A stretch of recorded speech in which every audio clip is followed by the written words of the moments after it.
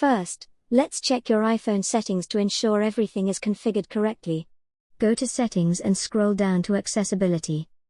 Once you're in Accessibility, look for the Hearing section. This is where you can adjust settings that might help improve your call volume. Tap on Audio/Visual. Here, you can find options to tweak the audio settings. Make sure the phone noise cancellation is turned on. This feature helps to reduce background noise and can improve call clarity. Next, let's talk about software updates. If your iPhone isn't updated to the latest version, it can cause various issues, including low call volume.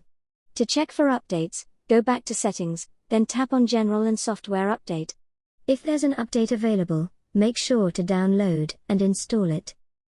Keeping your iPhone updated ensures that you have the latest bug fixes and improvements from Apple, which can help resolve volume issues. If updating doesn't solve the problem, there might be an issue with your iPhone's hardware. In this case, you might need to contact Apple support or visit an Apple store for further assistance. We hope these tips help you fix the low call volume problem on your iPhone.